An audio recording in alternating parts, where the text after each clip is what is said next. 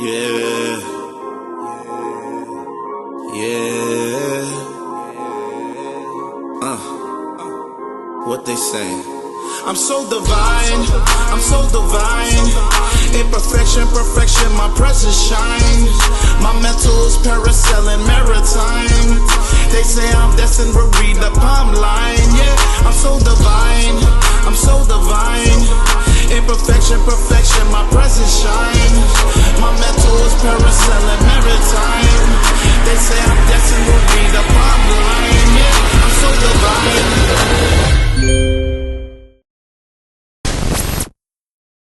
Welcome to the H.G.R.G podcast. This is Lance, the one and only, just Jerry DT. Happy Wednesday, y'all. Happy Wednesday. Happy Wednesday. What's Listen, happening? we got something special for you guys today. We got something special.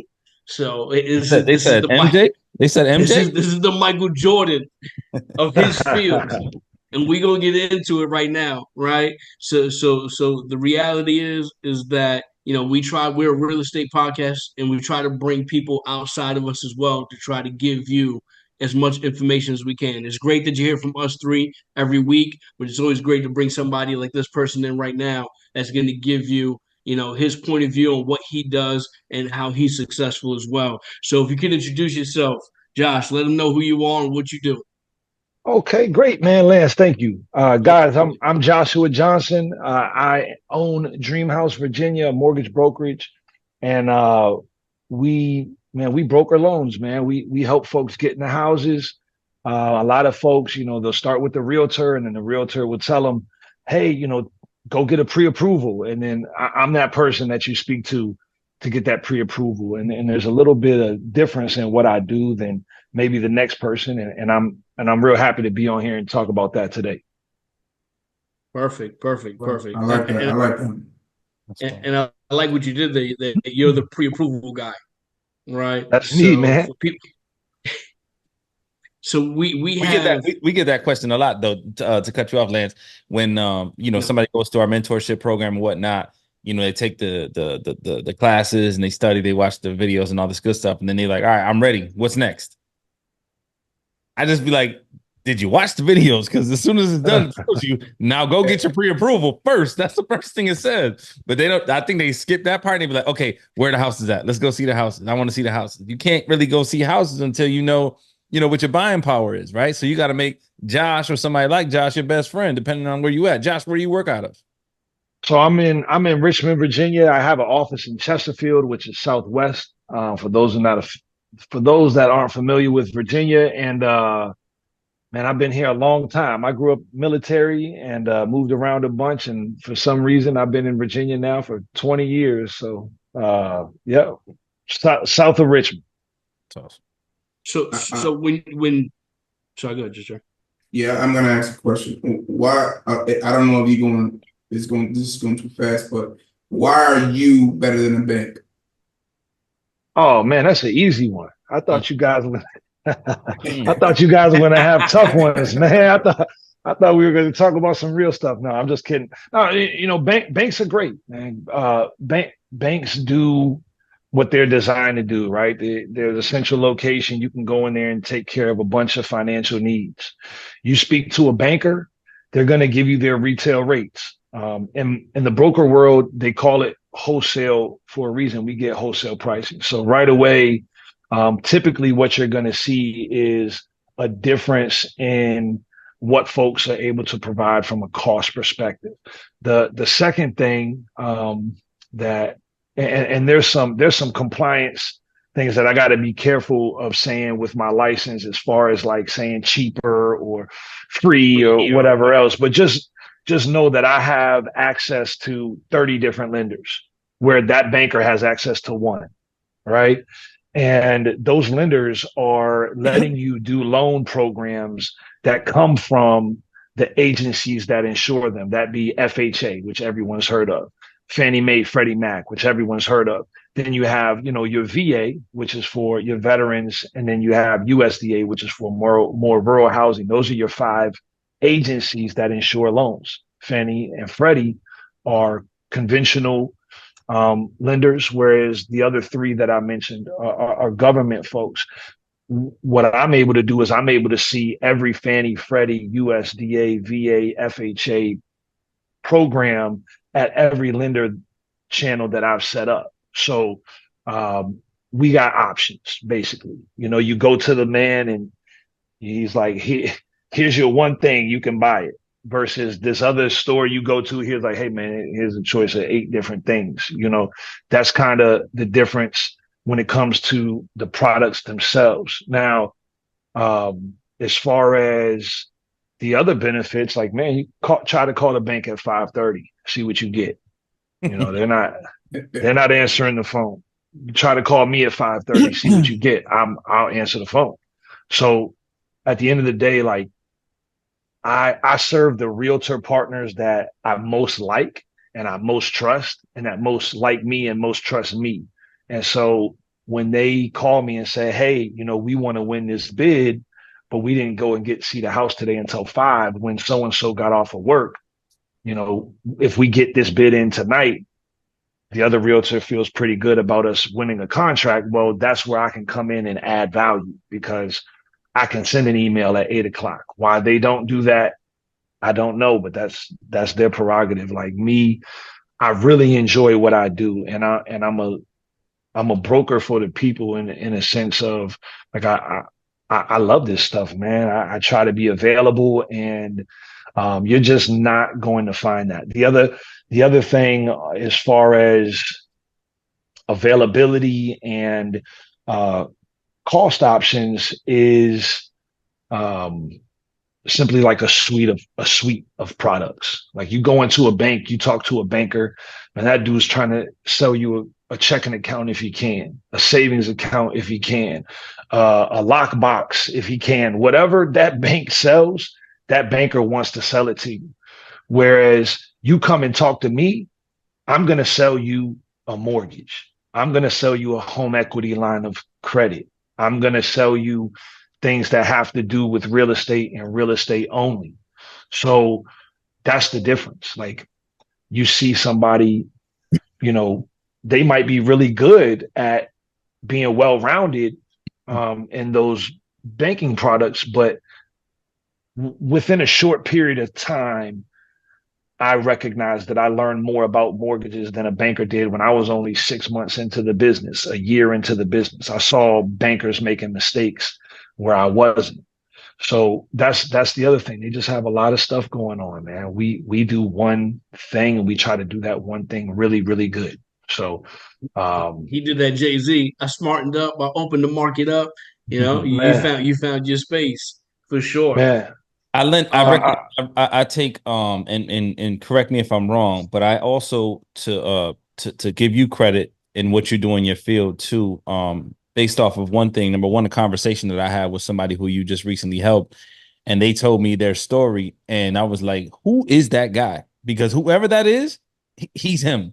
You need to go give him extra because he did that for you. And I don't know nobody else in that space that would do that for you. And the fact that you're on the lending side of things shocked me because that's typically what I would see a realtor do. So kudos to you. Another thing is, do you tap into, you know, optional products? Like, for example, if somebody goes to you for FHA, Fannie Mae, whatever, the whole, you know, the typical residential mortgage, right? And for whatever reason, they don't fit the script, right? They're a couple dollars short or whatever that looks like. Just don't qualify. Yeah. Are there any other options that you tap into because of your circle of network? Sure. Yeah, man. So before you go there, I want to say that's a huge added bonus to what you can get from somebody when you walk into a big bank. They can't offer you anything else but what their products are because they don't step outside of residential for the most part. So I don't want you to short yourself for that because I think that's something that people in your space don't talk about enough. Yeah, you know, there's big opportunity for that in my business and what I do on a day-to-day. And, you know, we're talking, you know, debt service coverage loans. We're talking bank statement loans for business owners. You know, we got folks doing loans specifically for 5 to 12 units, you know, when you're kind of like not in a big commercial space, but you're really not considered residential anymore. You know, we got loans for that. We do, oh man, we got hard money guys that that's the difference. Like, You still don't know about real estate? You don't know whether to jump in. You don't know if you ain't got the right mindset. You don't know if it's the right time. H.G.R.G got you. We just dropped the ebook. Go check it out. It's in the description below. well, you know, at the end of the day, we talked about bankers earlier, right? And that's and I kind of proved my point fairly quickly. And then you have mortgage loan originators who work for, private lenders, right? And work for, I worked for a company called Sierra Pacific Mortgage. They were great. Man, I really learned from some of the best people in my industry when I did that. And, that was awesome. But when I did loans, I only had Sierra Pacific pricing. They had like one or two other lenders that we could go to if we were competing for stuff. So then, you have your mortgage loan originators that can take care of that aspect and work with anybody their company is signed up with. And then you have people who are brokers who are literally like, man, we're like the secret, we're like the 007 of the mortgages. We're like, we can get in anywhere, and we really want to make sure, as far as when I say we, I feel like I'm speaking for everybody, but I really don't think that everybody cares necessarily the way that I do. And, we really want to make sure that, I really want to make sure that my customers are getting the best price. I want to make sure that we weigh our options and I inform you of, what's available and I give you a decision. I've had customers, we got our top 3 lenders that are pricing out a loan scenario for you. And I'm like, hey, look, this top guy is really good. We can get the deal done. But this second guy right here, the underwriting process is so slick, so smooth that it's going to cause you a lot less headache. It's only $300 more expensive. Do you want to roll with them and take my advice? And some of them go, nah, the work harder, cheaper route is what I want.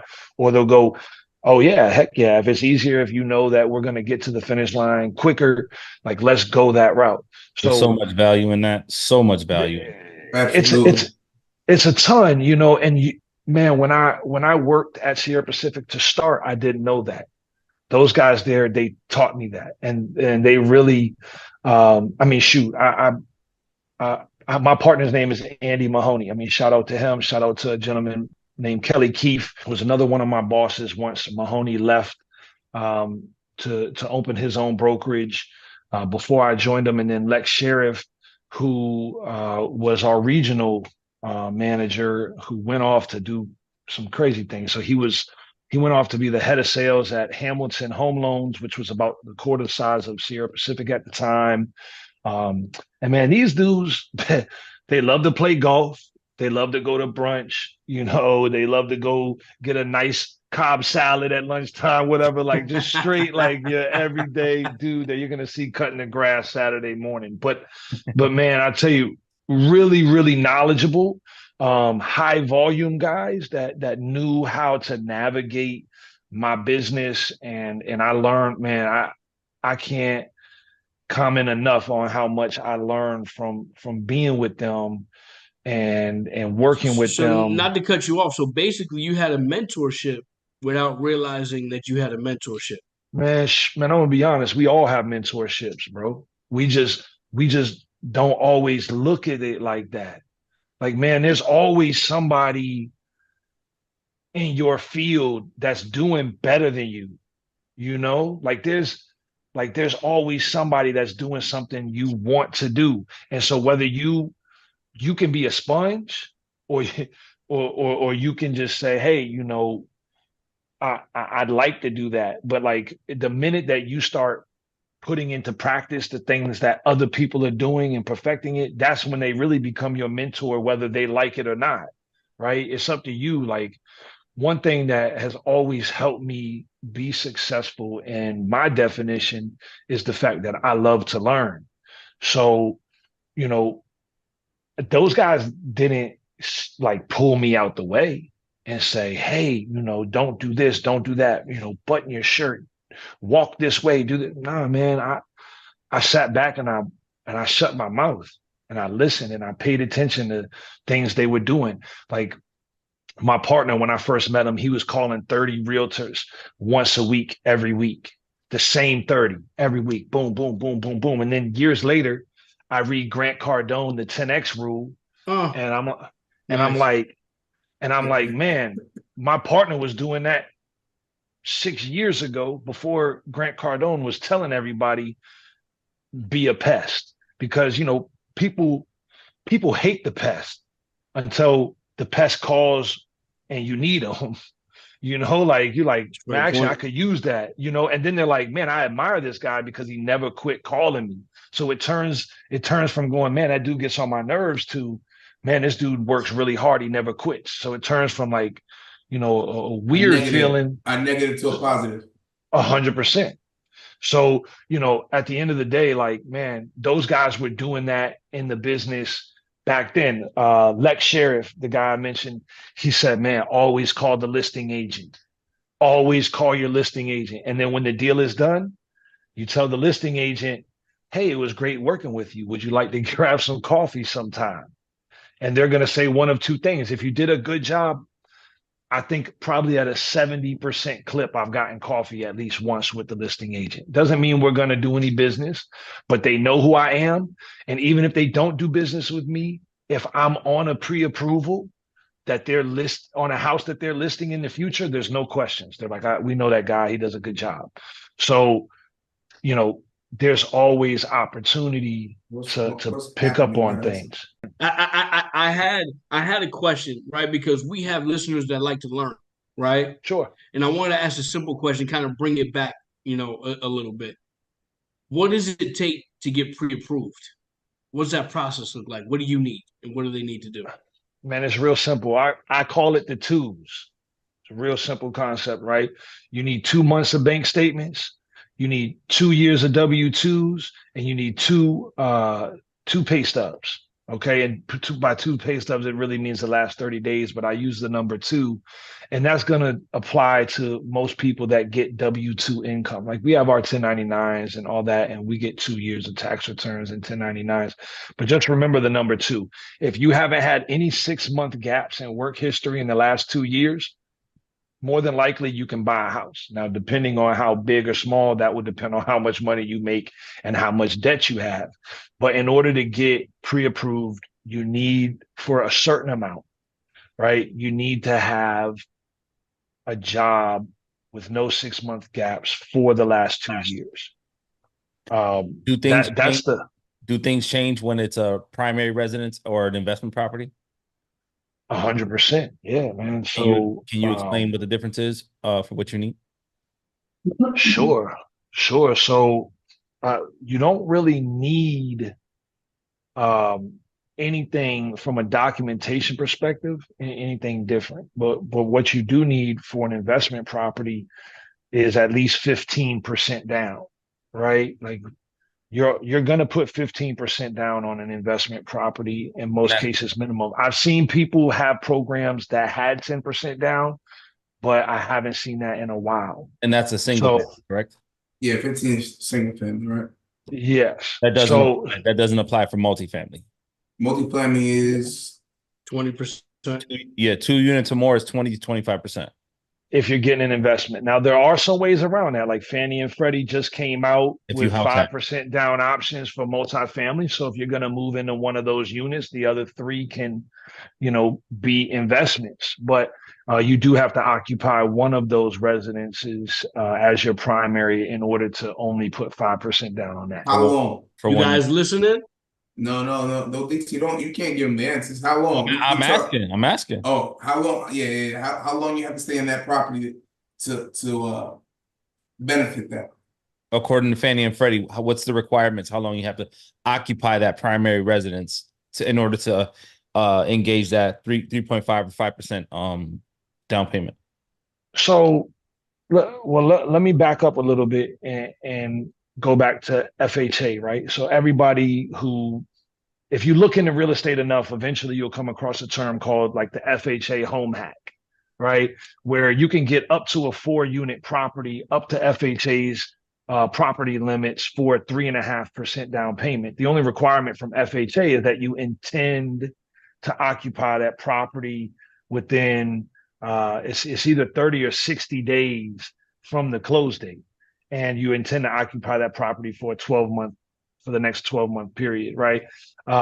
However, like that has to do with intention, and I'm not trying to coach anybody to stay less, but I'm just what I want to say is, like, man, you can intend to do a lot of things, and again, I'm not coaching anybody to say less, but what I'm saying is you can intend to do a lot of things.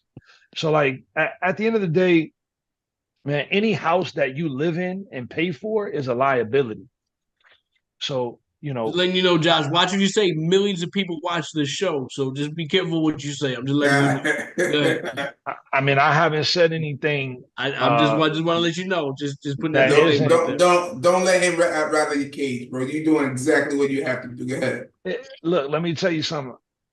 I'm too strong for any of that stuff you're trying to tell me. Look, at the end of the day, like the reason why I say that is because people do it. Okay, people say they're gonna move somewhere and they don't. Right?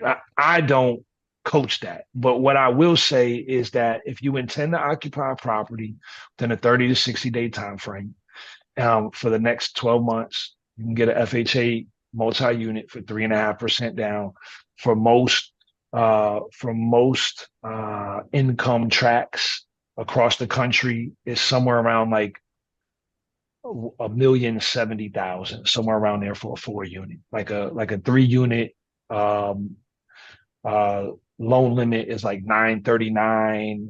2-unit is like 830, and then a one unit wouldn't apply in this conversation because it's multi-unit, but there are loan limits for different units. So that's FHA. Same goes for primary residence, Fannie Mae and Freddie Mac. Like, they expect you to live at the property you're buying. And like, let's say, I mean, for instance, like, if I tried to move into a 1,000 square foot 4-unit property by putting 5% down on Fannie Mae or Freddie Mac, they're going to look at me crazy because they know I have a 7-year-old that's on my taxes. They know the house I'm in is a certain square footage, which is more than 1,000 square feet. They know that, my daughter goes to, my daughter's been here 7 years old. They're going, what, doesn't your daughter go to elementary school? Yeah. So I'm like, yeah, well, she does. So why would you move into this one? So there is checks and balances to prevent people from you have to create a story that makes logical sense for the banks to believe. Right. And it can't be a story that says, okay, my daughter's going to now live with her grandmother, so I'm going to go live in this studio apartment over here in this 4-unit property for $1 million while my daughter lives with her like, that's just not believable for the bank. Right. 100%. And now people are always free to downsize. Like, I had a woman this lady owned a $700,000 house here in Chesterfield, Virginia, which in this area, that's a big ticket house. She moved into a $300,000 like bungalow in the city. We called it a primary residence, but why? She was 60 years old. Her last child just graduated college. Her $700,000 house, she was widowed. She didn't want to clean a 3,500 square foot house when she was just living there by herself. But that makes sense. The story makes sense, though. Yeah, it makes sense. There's also rules that I learned, not just recently, but a couple years back, that there's a Fannie and Freddie product that it deals with a certain amount of miles away from home. If you have a primary residence, you could buy another primary residence, but it has to be over, I think, 60 or 90 miles away. Yeah, there's a 100-mile rule for FHA, right? So you can't own 2 FHA properties within 100 aerial miles. So it's not miles traveled on the road. That's like if a bird flew from one place to another, it's 100 miles. Satellite view. Yep. Same thing. Freddie's is 60. It's either 50 or 60 that they start to it starts to raise red flags for um for an underwriter. But ultimately, it's really up to the underwriter's discretion. Now, if you try to buy a house 200 miles away, good luck to you. It's not happening. If someone called me and said, I work in West Virginia, but I want to buy a house in Richmond and call it a primary residence, I'd say, well, where is your job allowing you to do that? Like we need Right. paperwork that says, that you're really moving here, because we're not just going to call anything a primary residence. But I think the important thing to note while we're talking about this is the fact that, we bring this up because primary residential pricing is much better than investment pricing Sir. and secondary home pricing. Yes, and sir. to explain that to the listeners, What's going on, world? It's the one and only Lance, 1/3 of H.G.R.G. You ain't got your membership yet? Go get you that. We hold your hand from A to Z. Our team is your team. I'm talking realtors. I'm talking financing. I'm talking property management. I'm talking about walkthroughs for your property, giving you the breakdowns, what the rents look like, how much it's going to cost, fixes, everything. We give you everything. Why don't you have yours? Go check us out right now at hgrg.club and get your membership now. What I think I was going to say based off what you said is that I think, personally speaking, that's a value add that you guys in your field create, because knowing those rules and regulations of how far this product goes from that product, and what bank will allow you to do this and what bank will allow you to do that. I've never heard that from a big bank, going in and trying to get a mortgage. To be honest with you, big banks don't rock with me or people like myself. And I have a really good bank account that I do business wise with them, and when I go in there, they look at me like I'm just whoever. If I go ask them for a loan product, so when I get loans, I don't get loans through like big banks. I go through local credit unions, or I have a mortgage broker that I deal with. So right.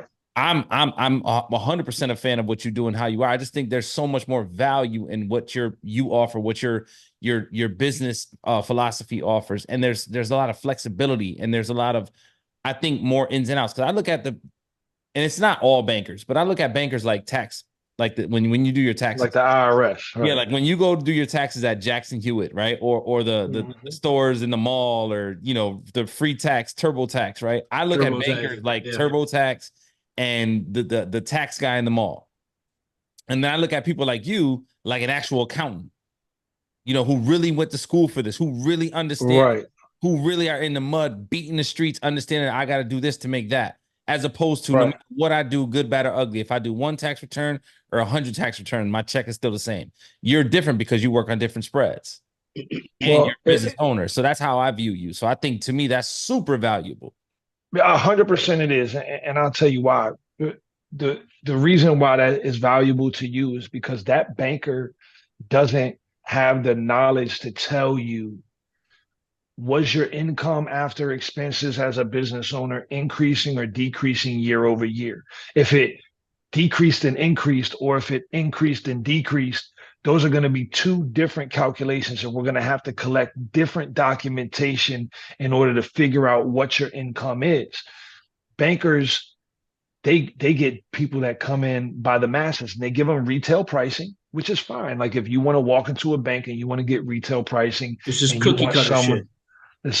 That's it. But if you want to work with somebody who is going to invest in you and really look at the products that are available, show you a breakdown of, hey, here's the cost and benefit of each of these products. This is the one I think you should go with. Here's another one that's pretty good. Like, what do you think? Tell me your thoughts. What are your questions? And really have the conversation open-ended, where it's like you walk into a bank, that's a very closed-ended conversation. Like, in a bank, you get a pamphlet. Whatever on this pamphlet, that's what you get. That's what you do. That's and you everything that's listed underneath that product, you give it to them, and they say yes or no. Right. And that's cut and dry. That's how it is. Yep. You work with me. You work with someone in my field that does what I do. You're gonna find someone who is going to lay out the best option they can find for you. Sometimes they might not go over 2-3 different options. They'll tell you like, hey, this is what we're going to go with. And you should really lean on them for that, because I mean, if you lean on me for that, I would know why I'm saying that to you. But most of the time, what I do is I say, hey, look, here are our options. We have a few things that we can do. Here's the one I think that's the best. This is why. Tell me your thoughts or ask me your questions. We say thoughts, we ask questions, we get the file submitted. After we get a contract and we're rolling. But a banker isn't going to take the time to understand every regulation as it comes out. So when you say, you said mention you go by 2x2x2s, everything's two. So there's a new thing coming. Well, it's not new. It's coming to social media now. DSCR. What is that, and how does that? So DSCR stands for debt service coverage ratio, right? So it's exactly how it sounds if you break down that acronym. Okay. Hold on 1 second. Let me give you 1 second. I laugh because let me just give you an analogy, and I want you to pick this apart if you don't mind. Somebody that we're talking with presented us somebody on social media who said that they promised them 5 houses they're going to teach them a course that they can buy 5 houses for $5,000 to $10,000 a piece. That's going to be the amount. The price of the house is going to be under 100,000, so anywhere from, 100,000 or less, and their down payment is only going to be $5,000 to $10,000. With a DSCR using loan. the DSCR loan product. So was it multis or singles? I think it was multifamily. Singles. I think it was singles. Single family properties at that. Yeah. Yes. I mean, it could be done. Explain that. Debt service coverage is going to require you to cover with like an appraisal. It's like, so there's like every time you buy a house, for those who have bought houses, for those who haven't, when you buy a house, there's a person from a third party, which is the third party is known as an appraisal management company or an AMC. That AMC is hired to go hire appraiser, excuse me. And the reason for that, like back in 2008, there was a lot of shady stuff going on with appraisers getting, Yes, sir. 2,000, 5,000. Make sure you appraise this at this much. We'll break you off something, right? There are safeguards to prevent those kind of things from happening, right? And so now appraisers are third parties where there's actually rules. Like when I do a deal, I can't call the appraiser directly, only under certain circumstances, right? So that appraiser is hired. They go out there, they appraise the property.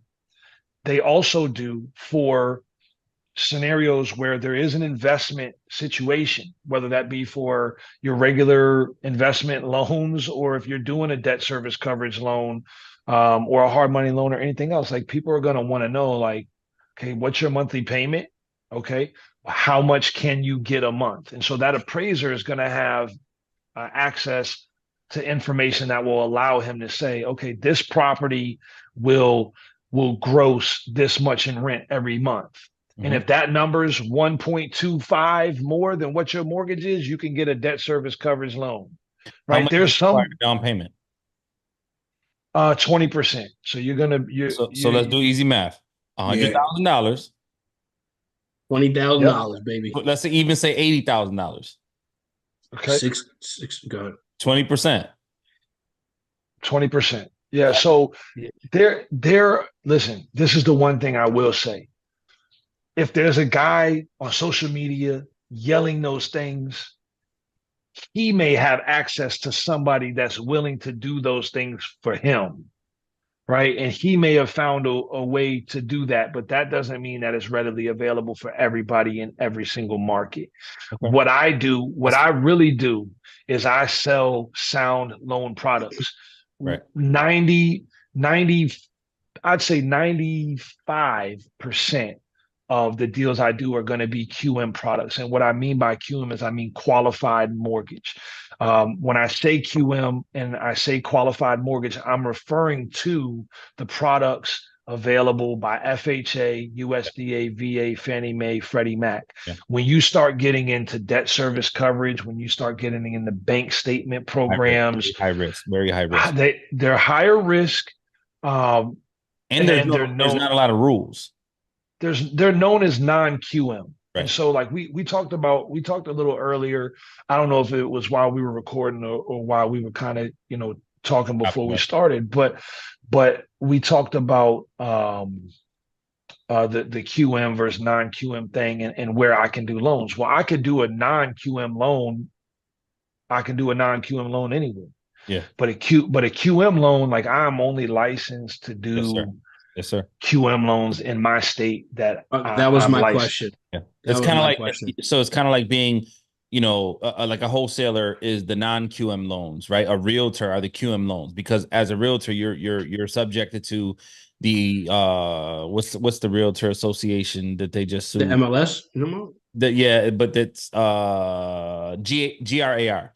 Realtors are they're lawed and governed, if you will, by the G.R.A.R. because that's who holds their licenses, right? So realtors do those type of things, but a wholesaler, they're not governed or lawed by anybody. So I would equivalent your QM deals are like G.R.A.R., realtor, licensed realtor deals, and then your non-QM loans are your wholesale deals, which are your less. I think that's fair. Rules. You can. I know like where you're coming from with that, but what I would say is not to muddy it up, because like, man, I got a realtor that works with 5 big time investors, and those investors, they're not sending me their business tax returns for the 12 businesses they own.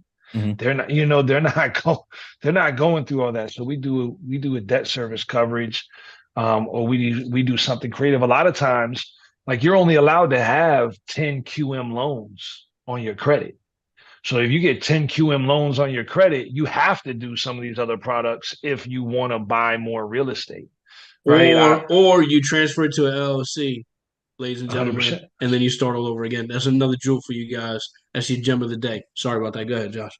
That's a gem, though. It really is. There's just a ton of stuff. Like, I got into this business because I wanted to do something on my own. I didn't want to work for someone else. I wanted to work for myself. And it's not necessarily for everybody, but what I realized is that when you work for yourself and you really start to move around and see how flexible you can be, you can really pick up a lot of knowledge around certain nuances that you can do. And there are plenty of tax benefits. There's plenty of liability benefits to throwing your properties in an LLC. There's tons, right? Whereas, like, that was not anything. I worked in a commercial bank prior to doing mortgages, and that was not anything I would ever think to do with my properties when I was over there, right? But now, as I'm growing and expanding a little bit, I'm like, man, a couple more properties, like, I'm really going to have fire. Commercial banks are fire. So for Josh, you're telling me you're in a mortgage and you have investments? Yeah. I mean, if that's my retirement is gonna, man, people get rich off of real estate. My retirement is based off of real estate. That was the alley-oop, guys. I don't know if you guys know that. That's the alley-oop. High five from a distance, brother. High five from a distance. I'm telling you. That's fire. Well, you gotta drink the Kool-Aid. I can't tell people that I've experienced something. That's another thing that I didn't mention earlier that I think is very valuable. Like, I have Airbnbs also. I have short-term rentals, long-term rentals. I plan on, getting a 4-unit property next year, which will be my first 4-unit property. I love real estate, and that's dope. It's just, man, I've always been like, a hard worker or whatever, but it wasn't until I got into this field and really started to, like, just breathe it, man. I wake up at 5 a.m. I'll go do my workout, and then I'm at the office 6:30. We're there from 6:30 to 6. And, like, it feels like I've been doing nothing but working all day, but it was fun. It was stuff that I enjoy. And so, getting into this business, something that it taught me was, man, really pursue what you love. Because if you pursue what you love to do, it'll never feel like work, right? And it sounds it's so cliche, man. It's so It's corny. really not though. It's really It's not. all of that. But man, I encourage everybody to stop what you're doing if you hate it and go find something and do what you love. Because what's going to end up happening, man, yeah, you might be broke for a little while. You might be. Or Now, for man, when I broke for a long time. I mean, look, man, I worked in a commercial bank at a Fortune 100 company, and we stood up a whole department and product for them, and I was there for a long time, and I had a good time, and I traveled and sold their product, and I did well. But there wasn't much value outside of the perks I got with their corporate credit card, right? And the fact that I got to travel a little bit, and the fact that I had stable income. And then when I really felt like, man, they're not paying me what I'm worth, and I had a decision to make, and I left. Then I got into mortgages, man. I didn't get a check for 6 months. I didn't I didn't get paid. I had $0 coming in 6 months.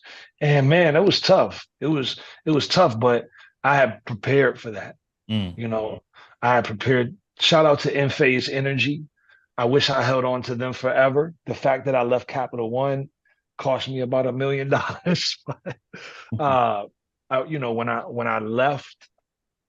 uh, when I left the Fortune 100 company I was with, um, I told my better half, I said, look, if you let me leave this job I hate, even though I was making good money, I was young, 26, 27 years old.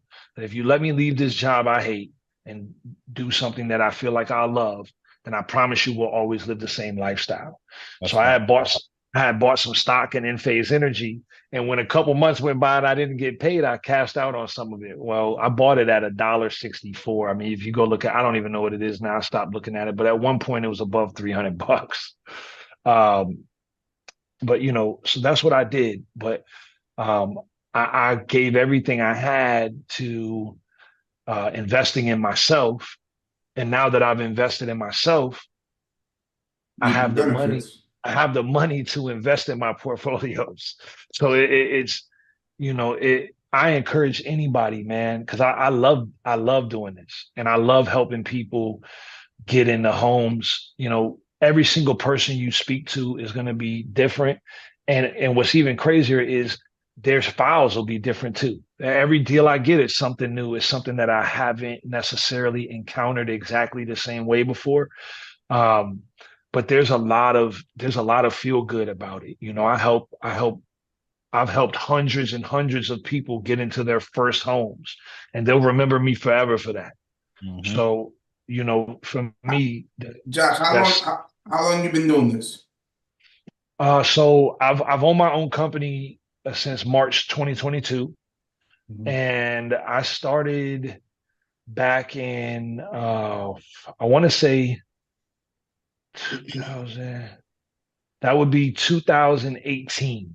I started in mortgages 2018. I started um, working for a credit card company who had a commercial bank. I worked for a credit card company for about 4.5 years.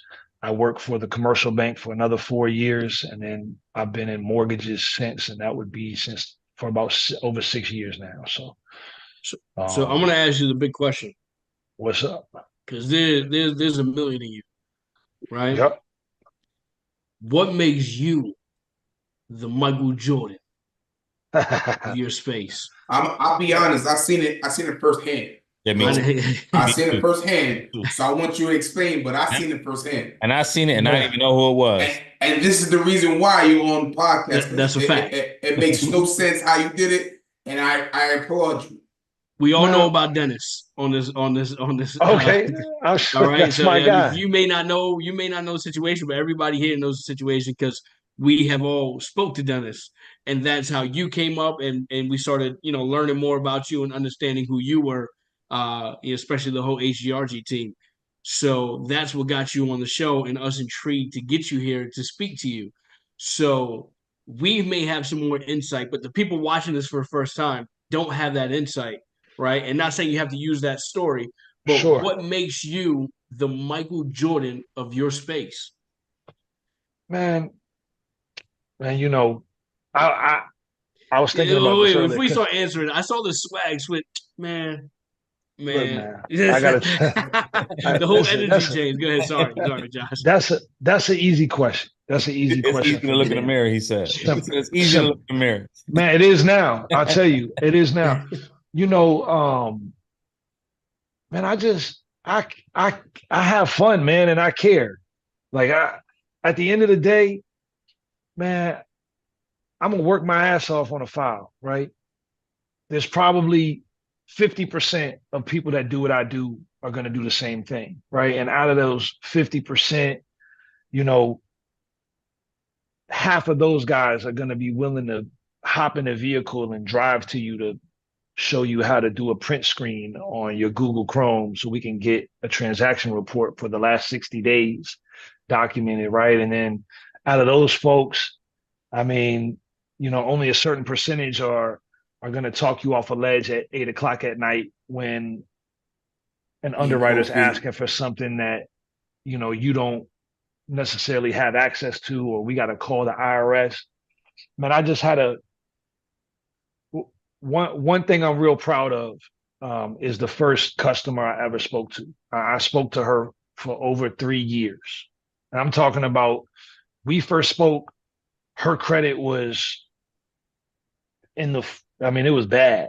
You know, it was in the fours.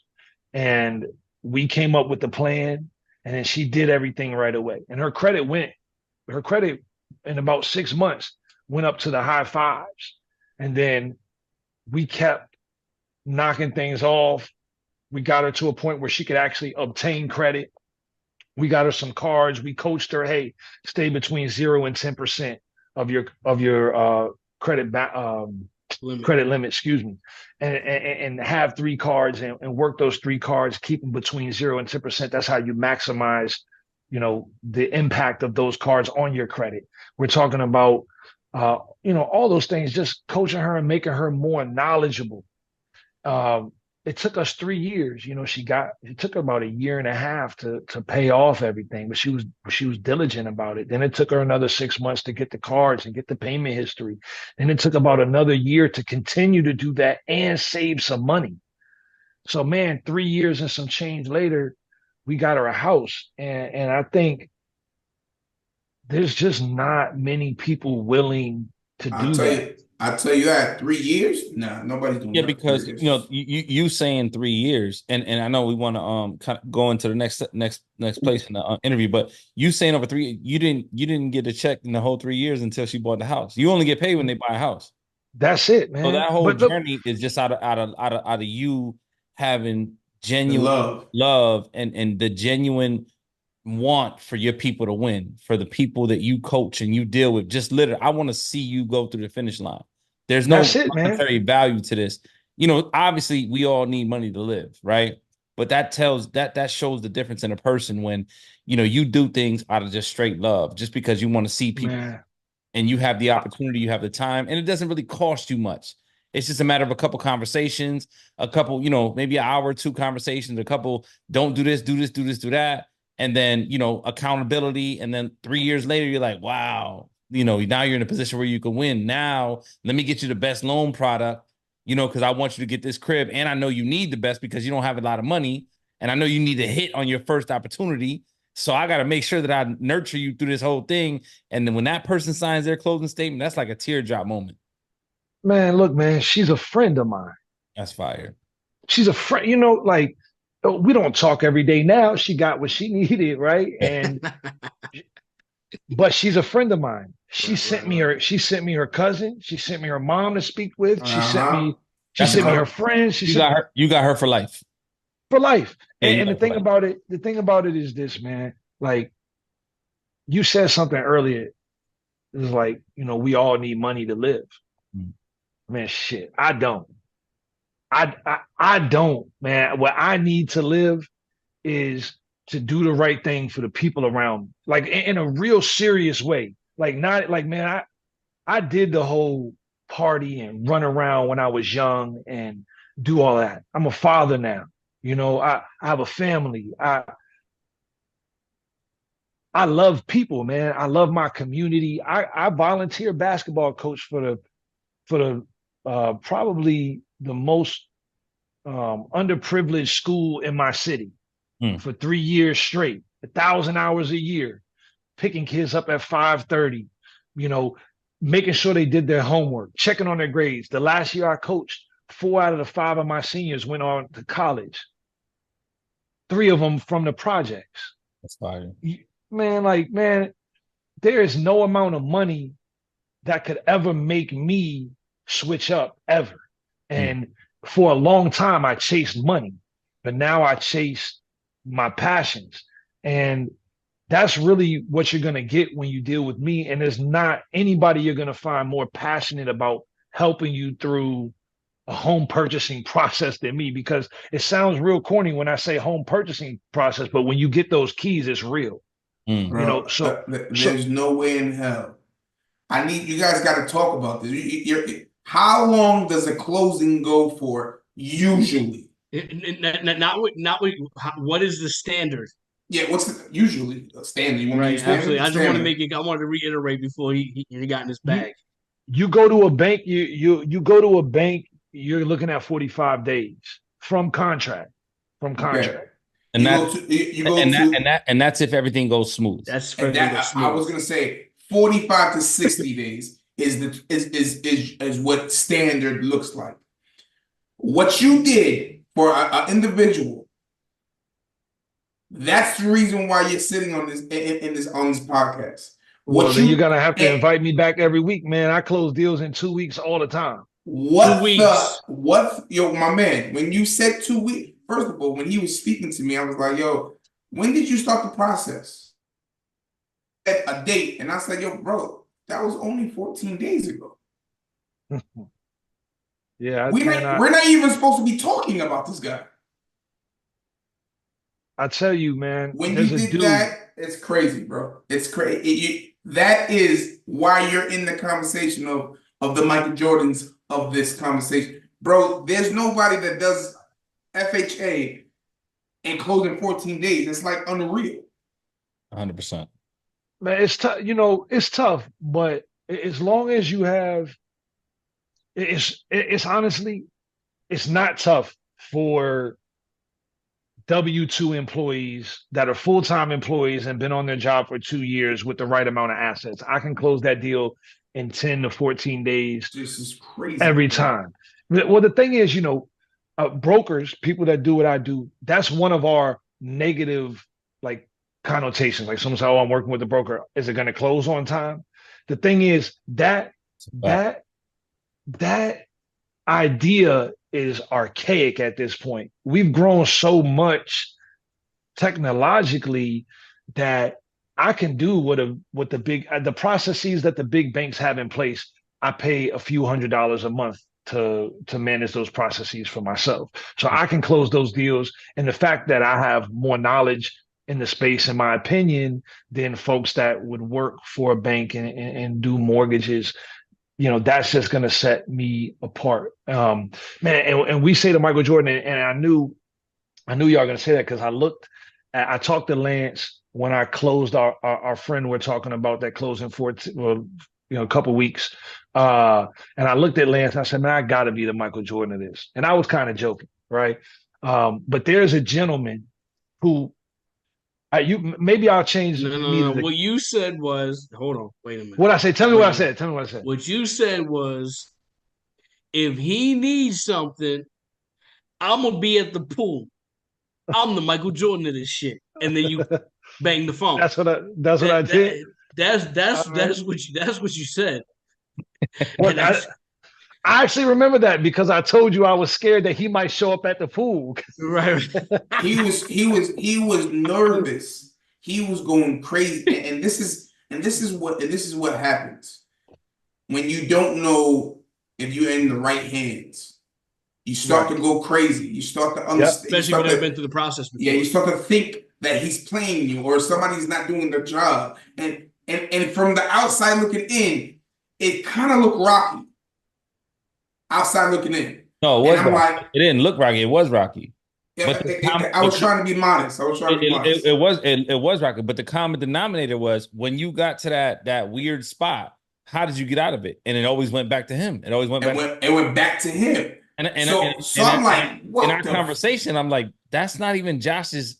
He doesn't even supposed to be talking about this. Yeah, he's not supposed to be talking about this. And your hand was involved with everything. And we kept asking him, like, why is Josh doing all this when he don't even get paid to do this? That's not even like that's not a check that he has to write off on his resume. That belongs to somebody else, but he's making sure that happens to close the deal. And he kept saying, bro, he just keep doing it. So who called you and told you about this? Josh. So who made it right? Josh. Called the other person, did it. Josh is doing too much, but I tell you what, if this deal closes in that time, you need to worship that man. Exactly our words. And that shit closed. That's crazy. Man. That shit closed. That's what I'll tell you. His house. I'll tell you, man. Everybody that does what I do has the opportunity and the ability to do that. It's a matter of, are they going to take the time to focus on their customers, right? Mm-hmm. And that's just it. Like with the gentleman we're talking about, man, my guy was moving from New York. He had a close date that was a couple weeks out, but he wanted to move in a couple weeks early. I said, I could do it. If you're really serious, like, let's just get it done. And we did it. So at the end of the day, it took a little bit of knowledge, and that's what separates me from the next person is man, I read books, man. I like really, and I take that back. I don't read books. I listen to a lot of Audible, and I do listen to a lot of podcasts. But man, I'm really a student of the game. And I think if we're gonna say anything about his airness, right? The real Michael Jordan is, man, even he was so great, and he set so many records and did all these great things. But the number one thing he was a student of the game. And so for me, man, I listen to books. I listen to my competitors. Man, I go online every day and I look at 5 of the top mortgage brokers in my area that I want to compete with. And I look at how I'm going to take their business. I mean, it's very calculated. And I don't think there's a lot of people doing that, like going that deep. But I think that's what it takes sometimes to really rise above. There's a gentleman that exists in America, and he has historically been the number one mortgage loan originator in the country for years. He did over $2 billion in loan volume last year by himself. Now he has a team. So like, he's not dealing with people on the same level as I am. Like he's, I'm on the phone. Okay, you're pre-approved. Okay, talk to this person. Okay, you're on the phone. Okay, pre-approved. You talk to this person, and that's fine. Like, man, I would love to get there, but still be able to talk to the people I like one day. But at the end of the day, that gentleman's name is Shant, right? Shant. So it's a different kind of name, but that's his name. I listened to that guy. That guy told me, man, it's 2024. Why can't I close a deal in 10 days? Why can't I close every deal in 10 days? That's his philosophy. So if that's his philosophy and he's the highest volume guy in America, well, then that's now my philosophy. Why can't I close every deal I do in 10 days? And so most of the time, show and prove. Most of the time, my realtors are going to sign contracts around 30 days. But most of the time, we're going to get through the underwriting piece before we even get the appraisal back. 7 to 10 days. We'll be through the underwriting piece unless the borrower is dragging their feet on getting me the documentation I need. But if they're not, I'm going to get them start to finish in that time frame. That's my goal on every file. And that's another thing that sets me apart, because people say 30 days and they really try to take the whole 30 days to do it. I say 30 days and I'm trying to get them off my desk in 10 so I can move on and help the next person and their mind can be at ease. We mentioned Dennis, and one thing I told Dennis and one thing I tell every single one of my clients is that no matter if it's your first house or your 10th house you're buying, there is a level of anxiety that comes along with the home purchase process. And if you are buying a home and you feel that anxiety, I want you to know that it is 100% normal. You're a normal person. You should be worried because this is the largest financial transaction you probably made to date. And feeling anxious about that is a very normal feeling. When you feel that way, you pick up the phone and call me. I'm going to answer. If I don't answer, I will call you back, I promise. And that's how we handle the interaction from start to finish. Micheal Jordan, how you doing, sir? Because nobody's doing that. What you're saying kind of reminds me of us, because you were like, that 10 days, if that's his philosophy, is now our philosophy, right? Before Jerry and I jumped in the game, we went, somebody owns this shit. Why not us? Right? Somebody owns it. Right. So why can't we do it? Right? So let's go ahead and adopt that. We almost adopted that. It was no one that told us. It was just looking at what was in front of us going, somebody does this. Come on, man. There's no way we can't do it. The thing I say, and I don't want to taint my image, but I'm gonna be honest. Like, the way I look at what I was doing for my previous job before I got into mortgages, man, I feel like if we were at recess on the playground at school, elementary school, whatever it was, and we found $20 and it was let's say four of us there, everybody was getting $5. All of the homies were getting $5 apiece. Man, when you work for someone else, it's like finding that 20, and then someone just walks over, takes it from you, gives you a 10 back, and now he's like, man, you and your friends, you get $2.50 apiece. I'm gonna take this 10. What would I do to that person? Man, I would punch them dead in the face. I would get my money back, and I'd say, man, you're crazy. It's the same thing. I'm not condoning violence. I'm not going to go punch anybody in the face over anything professional. I'm 35 years old now, what have you. But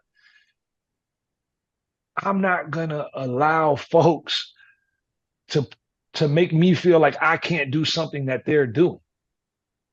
That's nice. I have to be in a position that I believe in myself. And if I don't, what am I telling my kids? That it's okay not to believe in yourself? I'll never do that. So, man, we just care, man. And I'm telling you, this is just the tip of the iceberg, man. I got some big stuff on the way for my company. I've been working on it for over 3 years myself. And, I plan on killing it. And I work hard every day, and I stay on the course. And, when I go live with everything that I built, it should turn fortuitous. Well, when you go live, though, when you're in that process, make sure you come back on the H.G.R.G podcast, and we get a part 2 of this, right? Oh, we will. Obviously, we want to be. Go ahead. Before you start, my final question for me: do you regret it? Which part? Do you wake up and go, I regret taking on this, or taking this customer and he's calling me 15 times? Do you ever regret extending yourself? So that's a good question. Man, that's a great question. Honestly, I do this for a living, guys. I actually texted him that question and told him to ask that question. He didn't. No. Just so everyone knows. Man, I'll tell you what. This is what's really cool about the job that I've created for myself is I do. There are plenty of times, man, when I'm like, man, I wish I didn't spend that much time with that person, and then a year later, man, I had this guy call me. I couldn't help him at all. And I told him to go with this other lender. And this is when I worked for Sierra Pacific. And I said, man, they're killing us. I have nothing. I don't even want to try to string you along. I don't want to try to undercut anything. Like, it's going to be hard for us to get there, and it's going to cause you a lot of headache with your time frame. So you got to go with them. And he was like, why? He started asking me like, why? And so I broke it down to him on paper as to why he should not work with me, why he should work with someone else. Man, I've helped probably 12 to 15 members of that dude's family over the last 6 years. You know, because anytime he knows anybody that wants to buy a house, he's like, man, you got to call my guy Josh. He'll tell you the truth. And so I had a lady recently. Um, we actually close her loan on Thursday, so 2 days from now. I told her about 3 weeks ago. I said, listen, she started to ask me about rate and what I could do for her versus like these other quotes that she's getting. And I try to ask her questions to figure out like, you know, who she working with so I could go look up their rates and figure out what they're telling her. And she wouldn't give it up. She was a smart lady. I actually went and picked up documents from her today in person because she was having some trouble online. But man, I told her, I said, look, I don't want to do this with you and go back and forth in 2 more weeks. I said, if you want to ask me about you know, my pricing, and if you want me to compete for your business, I'm always happy to do that. What I want you to do is I want you to go to 2 lenders and I want you to get their quotes and I want you to send me the best one. And if I can't match it, I'll tell you the truth and you can go with them. And she didn't do it. She didn't listen because she had a lot of stuff that she was doing, whatever. And then she came back to me 2.5 weeks later, i.e., like Friday, this past Friday, and started asking me a week, you know, 6 days before we're supposed to close, started asking me, hey, I got this quote. Can you match it? And I looked at it and I said, yeah, rates have gone down since I last quoted you. I'm actually $1,600 cheaper than that already. And she said, oh, okay. Then she called me back later and said, the guy said he could come down 2,000. I said, why didn't he tell you that in the beginning? And, you know, I told her, I said, look, if you want to go with that gentleman, you can go with him. I said, but we're probably going to get to that 2,000 figure that he's at by Monday. And we had a big correction over the last couple of days. I think. Yep. I think Marcus overreacted. I think we'll see a little bit of pullback over the next week or so, and then we'll see our gradual decline. But at the end of the day, for a little while, even with her, I regretted spending as much time as I did with her just for her to not follow my advice and then try to price me out 6 days before we closed. So I felt that regret. But man, I tell you, I went and picked up paperwork from her today. We got the lowest quote as of yesterday. And you know, we floated that thing. We pay attention to markets in my company, and we pay attention to news. And so I knew floating would be the most advantageous for her. And I knew she was going to shop me to the end, even though I told her, you know, I wish she wouldn't. But I floated the rate anyway because that was the right thing to do and what we saw in the market. And then I went and saw her today, and you know, I helped her walk through some stuff and showed her how to get the documents that I was asking for. And man, it was great. I had the best interaction with her. And then come Thursday when we close, it's all going to be worth it. And I'm going to be an idiot for regretting. So yeah, a lot of times I feel like I'm a normal person and I regret some things because I feel like I may have maybe put too much effort into something or overextend it. But that's the only time I feel regret.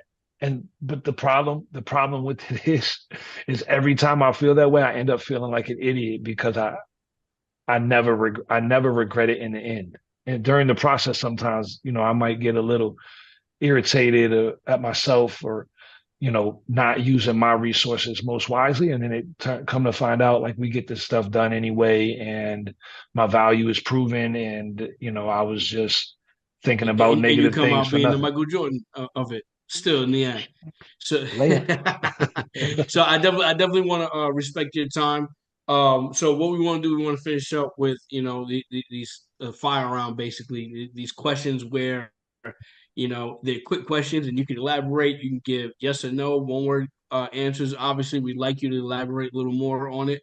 So we're gonna go through like 9 questions, and then we'll wrap it up from there. How's that sound? Sounds good. Shoot. All right, perfect, perfect. So I'll start off with this one: 401k or other investments. Other investments. Why you say that? Man, I think it depends in most cases, but for me, from what I've done is I've employed a financial advisor and I pay him by the hour. And I get advice from him and I invest in ETFs and dividends and I manage my own. A lot of portfolio managers get, 1% fee over the life of your investments that could equal up to 20%. I'm just not interested in giving anything to anyone else that I earn. I'll pay you what you're worth to tell me advice, and that's fine. But for me, I'd rather invest. I'd rather invest in stocks on my own. I'd rather invest in real estate on my own. For most people, I will say it's probably better to go the 401k route. If a lot of people get fear when the market drops, they get out. That stuff's on sale, man. You go to the store and you see a loaf of bread. You normally pay $5 for it for $2.50. You're gonna buy 2 loaves. Why not the same thing with stocks? A lot of people get scared, and I don't. And we just stay the course, and we believe in the things that we're taught, and I've been learning a lot. Okay. Well, listen, great. Because second question is real estate or stocks. Real estate. He just gave you a whole spiel about stocks and still hit real estate. I just want to let you guys know that. I just want to let the audience know that. That's how strong real estate is, right? Man, why real estate over stocks? I'm interested in knowing this. Segregated cost analysis, tax benefits, physics. I mean, you can look at it. You can see how healthy your house is. You can touch it. I like the fact that it's tangible.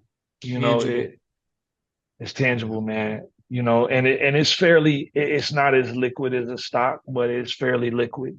So if you want to get rid of a house, you can sell it in a month or two, and that's cool. So in your case, 14 days. There's tools. 14 days. 14 days. They gotta use me. They gotta use me for the financing. But yeah. So inherited wealth or working hard to get it yourself? Working hard to get it yourself. Why? Man, because I love this quote, man. I'm so glad I get to say this on y'all's show. But strong men create good times. Good times create weak men. Weak men create hard times. Hard times create strong men. So I come from a very humble beginnings, man. My family, my dad's from a farm in Minnesota. My mom, her family's from New Jersey and moved down here to Richmond because my grandfather got a job down here doing something, I forget. And both of my parents joined the military, enlisted, and I grew up on military bases. And I believe in hard work, man. I really do. So okay. So what's your favorite book? Man, Harry Potter. No, I'm reading Harry Potter to my daughter right now. Man, honestly, I like Charles Dickens. Tale of Two Cities. Man, some of the most beautiful, like, you don't really know that writing could be like a beautiful thing if you haven't read Charles Dickens. And like, if you don't have an appreciation for good writing and you have read Charles Dickens, then you don't have a soul, man. That dude, man, his language is just out of this world. So I like Dickens. I like Rich Dad Poor Dad, man. Rich Dad Poor Dad, Rick, what's his name? Rick. Robert Kiyosaki. Robert. Robert Kiyosaki. But I'll tell you, that book changed my life. That book changed my life too. I worked in finance. You know, I played college basketball. I tried to walk on to this D1 school. I transferred from a D3 to a D1 school. I was a mid-major D1 recruit in high school. Went D3 because of some off-court issues. Get transferred to a D1 school. Tried to walk on, didn't work out. They had made the Final Four the year before, so it was a tough go. But got a job in finance at 21, and I've been doing this almost for 14 years now. But coming up on 15 years, decade and a half, and man. Yeah, for the people that don't know, he's 6'8". You may not be able to see it on camera, but he's definitely a tall guy. With that being said, would you rather look wealthy or just be stable? With the same amount of money? On either scenario? Hold on. You see Instagram, right? Where they look rich on vacation, but we don't know if they got it or not, right? Would you want that? Or would you just rather be stable, knowing that, you may not be wealthy, but you got it? Man, I'm trying to be like, well, I don't want to say Adam Sandler because he's all over TV, but if you see how that guy dresses, I mean, he's stable. Man, look at me. This is a prime example. I'm actually glad. That's an easy question because look at how big this beard is, man. Look at I got a man bun. You look like a Viking. Well, it's funny you say that because 6'8". My people from Norway and Denmark. I'm a descendant from a long line of Vikings. So should anyone want to test the theories, see what the Vikings do. But no, man. Like, man, I actually grew my hair out like this on purpose. I think I look ridiculous. I think I look much better with the high fade, and a well kept manicured beard. But the fact of the matter is like I want to look ugly. I want to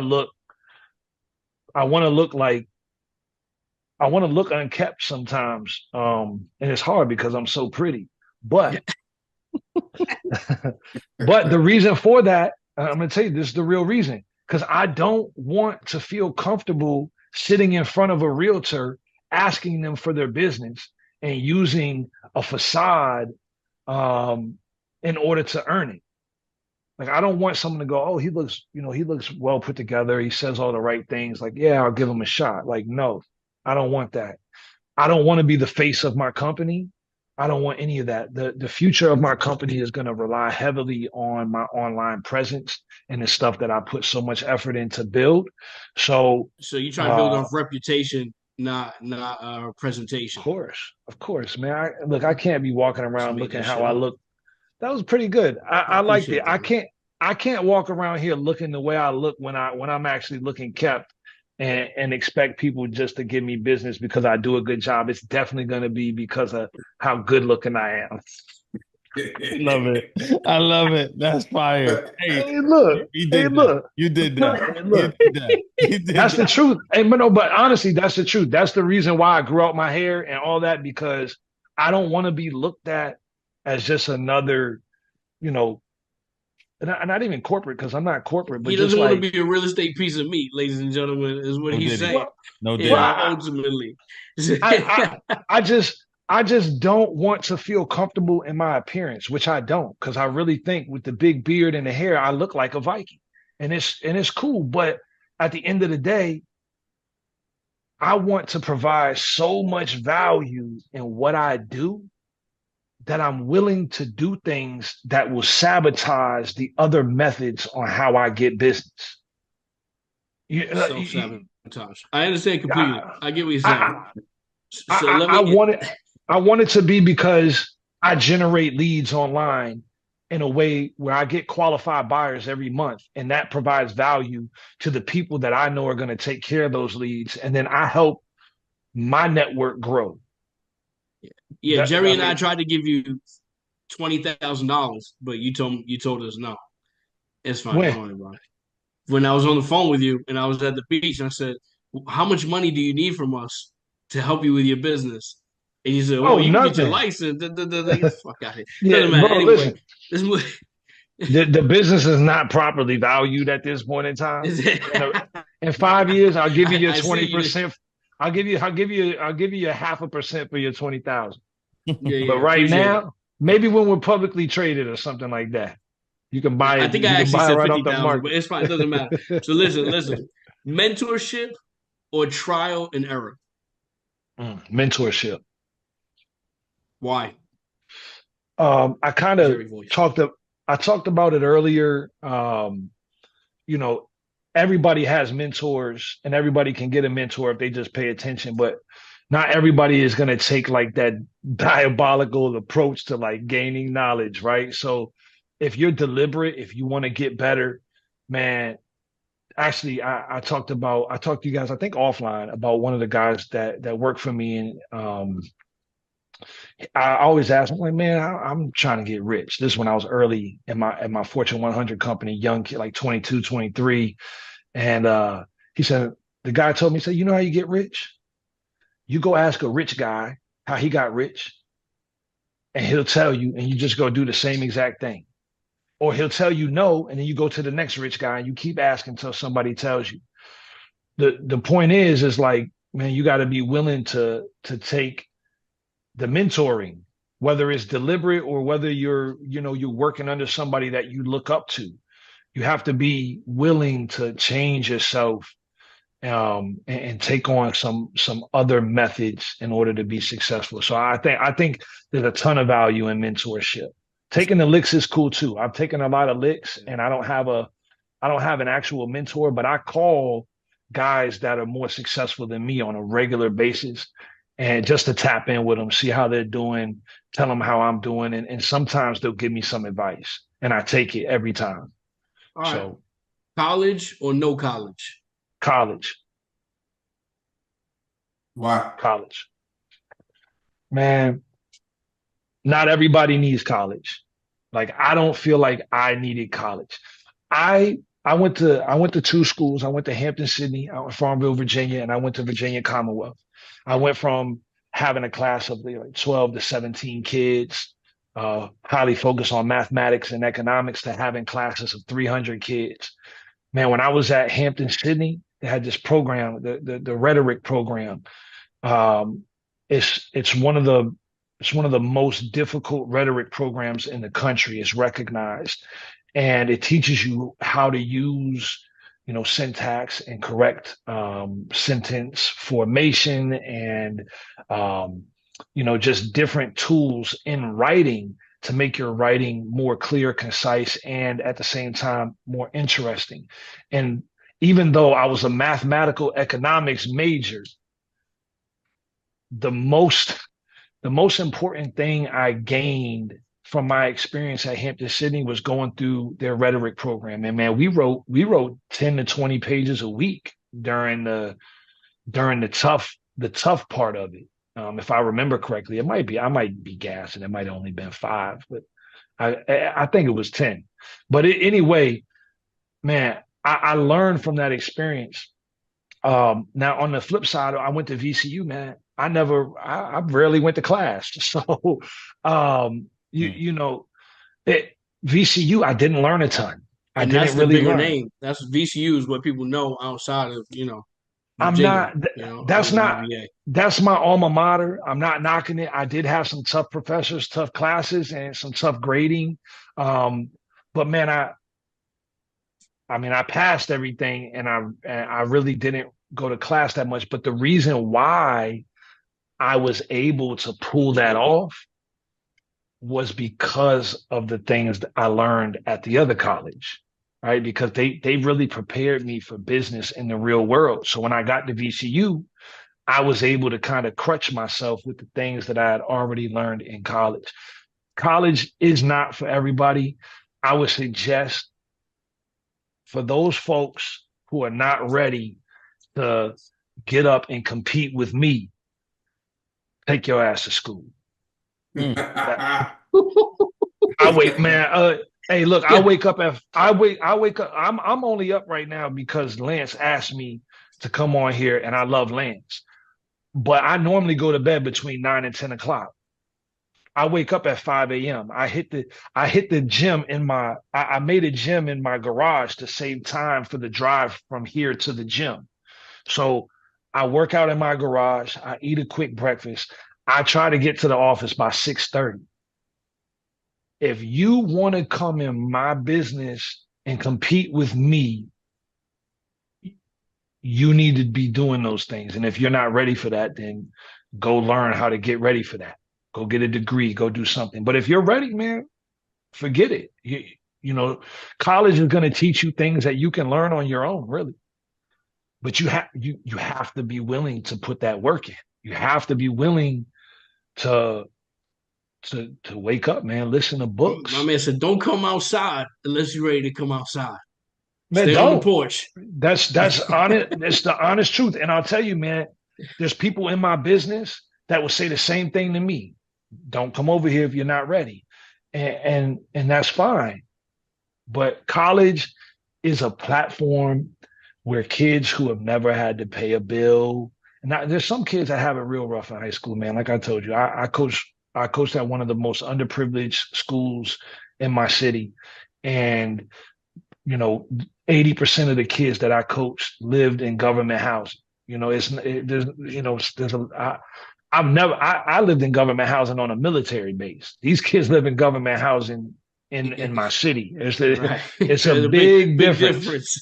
It's a big difference. Man, some of these kids have it tough. The main thing I try to get across to them is that they're worthy, because they never had nobody tell them that all you need to do is put 400 a month away in the S&P 500, and in 25 years you'll have over $1 million. You could do that on a McDonald's salary if you really were diligent. So, being that things like that are so attainable, the fact that we get caught up in our desires and things that we want to do, and whatever we're doing in our early 20s, late teens, maybe even for some folks, late 20s, like whatever and there's some adults like adulting out here that are doing worse in their 30s and 40s. But at the end of the day, like you got to be ready, because the world, it's so tough, because I coach youth. I coach kids, man, 15, 16, 17 years old. And I look them in the eye and I tell them, the world doesn't give a shit that you grew up in government housing. When you get out into a job, you need to do the best you can do and do it with class. Like you can't, they don't be able to articulate yourself. You got to be able to speak to, everyone from every different background, in all the spectrums, for sure. Absolutely, man. You have to be open-minded, man, and you have to be a hard worker. I think those are the two most general things I could attribute to success, is work harder than everybody and be open-minded to opportunities and situations. Okay, so that's great you said that. So let me ask you this, right? Being rich or having respect, which one would you choose? Being rich. DT gonna laugh at this, because that's exactly what he said too. Being rich. Being rich. Care to elaborate just a little bit before I give you the last question? Man, let me I will elaborate. Give me a second. I got my phone right here. There we go. Yeah, man. I say that because I come from a blue collar family. My family didn't have financial literacy drilled into them from a young age. My daughter does. She's 7. She understands savings, bank accounts, interest rates. All I speak to her about it all the time. I really don't care at the end of the day who respects me or not.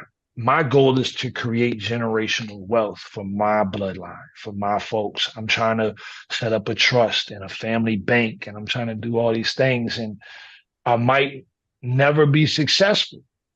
That's an option. Like, an option might be I fail, which is, for me, is fine, because I know I'm going to put effort into it. But man, I really don't care what anybody thinks about me. Man, for respect, I don't need it. I don't need respect at all, man. Give me the money, and I'll create whatever reality I decide to create for my family and future generations. So listen, Yeah, all right. Yeah. So Yeah, last question would be this. DT, stop it, D. I'm cold, man. I'm gonna tell y'all right now. This DT, stop it, D. Oh yeah, that's right. That's right. Yeah, I hear him in the background.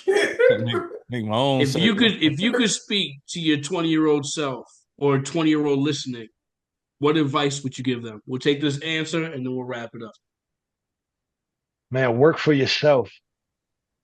Work for yourself. Save your money. It's not about how much you make, it's about how much you save. And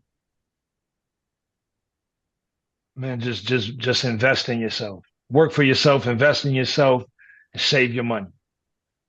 Save it. Man, I've had a bag. I've had in my 20s, I had a big bag a few times. And I had a Welcome good to the time team. with it. Welcome, You know, welcome to the team. but you live and you live and you learn. And now the it's I'm back and beyond, but I'm at a point now where like it doesn't matter because it's not even for me. That's for my family. So it's that's what I would tell myself. There's so much. You guys asked me about my favorite book, Rich Dad Poor Dad. There's so much value in understanding a budget, but there's also so much value in understanding that taxes are our biggest bill and that working for yourself is a way to cut those taxes. So I just that is something I wish I did. I've always been entrepreneurial minded, and the first opportunity I got when my resume was good enough is I went and worked for a Fortune 100 company. I was like, what the hell? What are you Right. doing? Yeah, so, so it's just, I wish I learned a lot there. The one thing that working for that company did for me because my job at the end was really to speak to company CFOs and CEOs in the middle market space. So 20 million in revenue to 500 million in revenue. I was helping accounting managers and CFOs and CEOs understand how to better manage their cash flow cycles and leverage float in order to make their company more money by the end of the year. Right. And those conversations, man, when you sit on you're sitting in a room and you've Googled the CEO's house and the dude's house is $15 million. You're like, oh, he's the real deal. Right. And you walk into a boardroom with him and you're talking to him about how to manage his cash flow cycles and how to use our product in order to do that, in order to make him an extra $250,000 every year that he can put in his pocket if he wanted. Man, having those conversations gave me the confidence to have a conversation with anybody. I can talk intelligently to the president of the United States or the guy on the street asking me for change. It doesn't matter who it is. Like I can talk to anybody, and working for that company, that is the number one thing I got, was that confidence, knowing that I could do that. But if I believed in myself from the beginning, I wouldn't have had to take 7.5 years to get that lesson.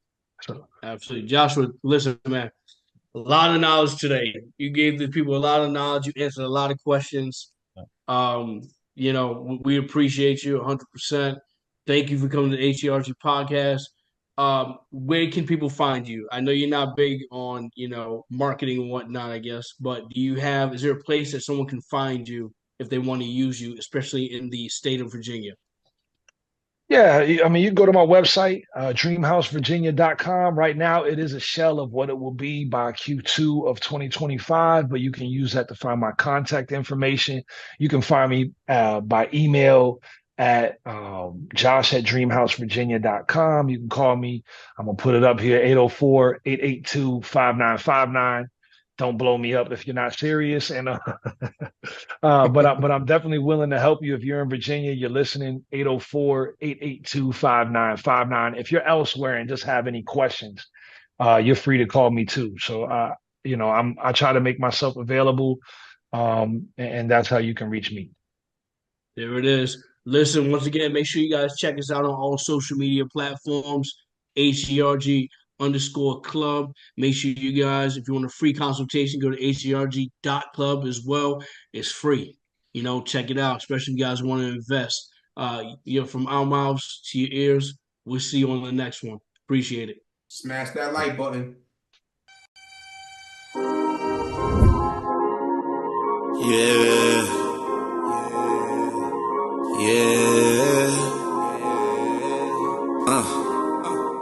What they saying?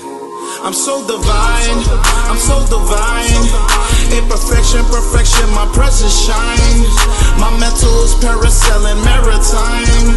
They say I'm destined to read the palm line. Yeah, I'm so divine, I'm so divine. Imperfection, perfection, my presence shines.